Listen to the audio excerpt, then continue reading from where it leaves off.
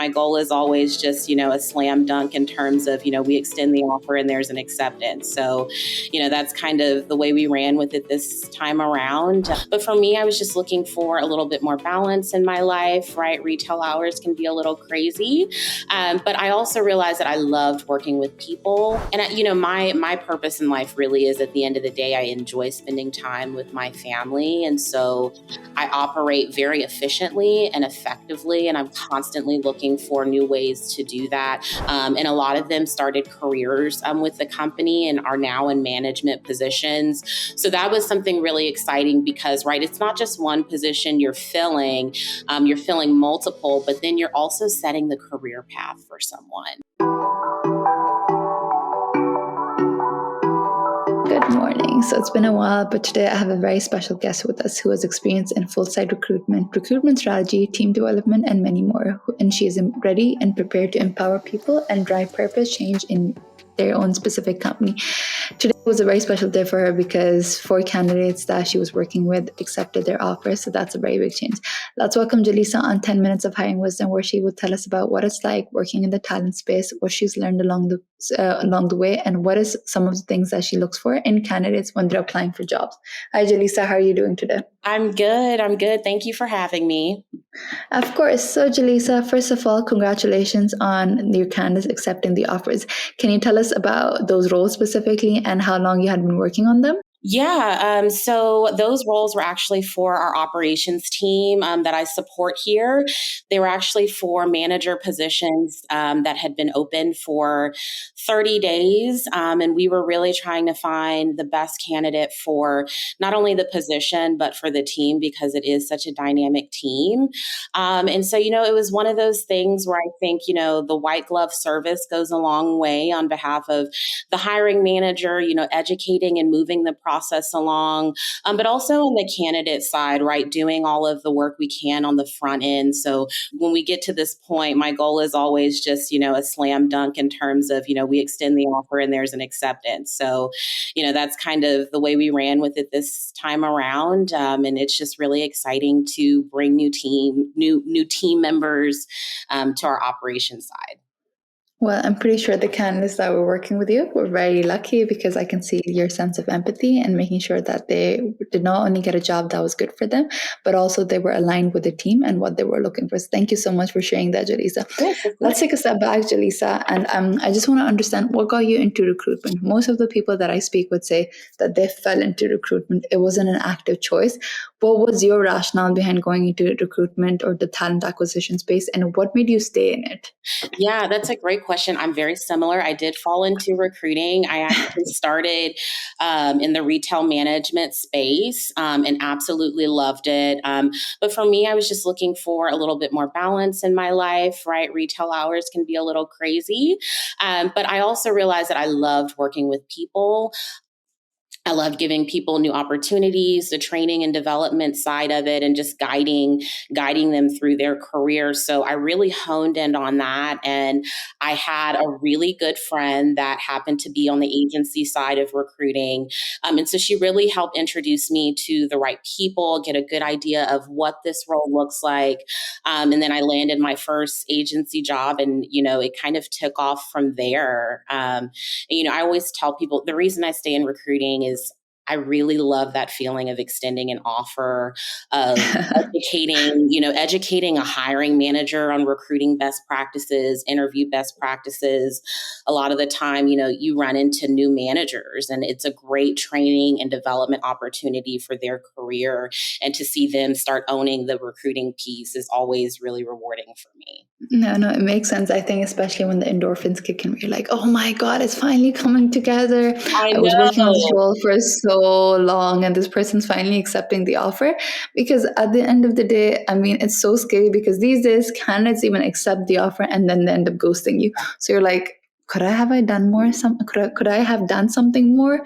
Was I missing something? Yeah. But it's so interesting because there's so many factors that aren't exactly in your control, which is why a lot of people understand that recruitment can be very stressful. But then again, it's very rewarding as well, because when you see the different pieces coming together, you're like, okay, wow, Yeah. it worked out.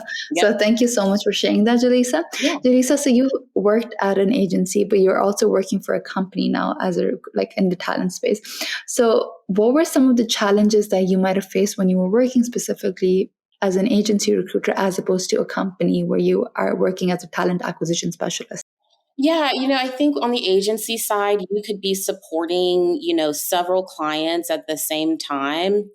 And, a key piece that I felt, like I was missing was, just knowledge of the culture, right? There are unspoken pieces when you are in the actual environment, you are engaging with the internal team, right? That you pick up that when you're on the outside, kind of looking in, you might have a written description of it, but you might not necessarily have the feel for that culture. And so that's what kind of led me to wanting to get onto the corporate side. I wanted to make significant impact. I wanted to operate as a consultant with my hiring managers. And I also wanted to just be able to speak to my company, the product that we have. And I found it really beneficial on the corporate. I think it's very important to have the whole holistic picture, because that's when you can interact with the candidate in the best way possible and ensure that they're a good fit. You touched upon something very important, Jelesa, which is culture. How do you ensure when you're interviewing or speaking with potential candidates, how do you evaluate them against the company's culture, specifically when you're speaking for candidates for roles for your current company? Yeah, the approach I take, I really like to let my candidates talk as much as possible. So I ask a lot of open-ended questions on, what makes them passionate about their role. What are, challenges that they have faced? Because a lot of the time when you ask those open-ended questions, it allows them to fully paint you a picture. And for me, I think that's where the trick comes in with being a recruiter and trying to gauge, is this person, I like to say, a culture add to the team, right? Is you have to be able to pick up on some of those nuances in the conversation, and be engaged to determine, like, okay, are the answers that they're telling me, does it line up with what I've seen with the team when I am communicating with them? So, yeah, that's Okay. what I do. No, that sounds amazing. Thank you for sharing that. Jelisa, so you've been in the talent space for quite a while. I would love to hear, what was your favorite hiring story that you can still remember till this day, where you were like, where you might have cried out of tears of happiness, might have screamed. Like, what was one that was like, oh my God, I remember that candidate. I remember the day it happened. I remember I extended the offer at this time. He accepted at this point. So do you have any instance like that? They're all really special when it comes to individual offers. But, I think what was really exciting for me was when I was working on the campus side, and we had about 20, interns that we brought in and extended offers to. But the really great part was seeing those interns. I think the entire class, they were converted over. Either it was an extended internship or it was full time. So to be able to, one, recruit all of those students in, ensure that throughout the summer they had a really engaging experience from the HR side and their managers, and have those touch points, and to see them thrive through the summer. And a lot of them started careers with the company and are now in management positions. So that was something really exciting because, right, it's not just one position you're filling multiple, but then you're also setting the career path for someone, right? And then those people could become your hiring manager or their advocates for you in the room. So I think it was more the impact that it had that was really exciting for me. No, that sounds absolutely amazing. And I'm pretty sure those 20 children, people who, if they're currently managers, I'm pretty sure that the impact that you made with them, they still remember it. And you never know, deep down the lane, like work under down the lane, you might meet them and you'll be like, oh, these are the people that I made a difference with. So Mm-hmm. thank you so much for sharing that. That's absolutely wonderful. So last question, Jelesa, which would be centered around purpose. So a lot of people these days are looking for purpose at work. What is purpose to you, and how do you define that when you're looking for a new job, for example? Yeah, purpose for me specific to when I'm looking for a new role is, the first thing is I want a manager that is passionate about developing. I feel like, you can be a recruiter for 10, 15 years, but there's always room for growth. And I think as a recruiter, we have a lot of transferable skills. So having a manager in place that's able to identify that and support that is incredibly important to me.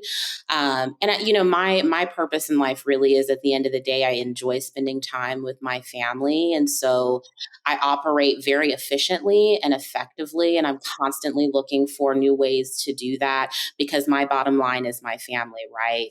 And so I think another piece is a collaborative environment. I think I've worked in capacities where I was a team of one, and now I'm in a great space where I'm working with a team of I think 10 recruiters, and being able to collaborate with them, pick their brains, get their support on tough requisitions that I might be working on has been incredibly vital for my development. So that's what I would say my purpose is. I think your family is very lucky to have you, for you to prioritize them. I think a lot of these days, because there's so much going on in our lives, that we tend to forget to take a step back, enjoy the small things in our life. And I'm glad that you're very much self-aware to realize that your family is your utmost prioritized thing. Yes. So thank you so much for sharing that, Jelesa. Jelesa, we like to keep things short. Our time is up. It was a pleasure learning about you, about your giving heart, about the impact that you made, especially on those 20 cohort students who are now currently managers. I'm pretty sure in the future they could refer to you as someone who changed their lives. It was a pleasure learning from you and from your experiences. Thank you so much. I really appreciate it.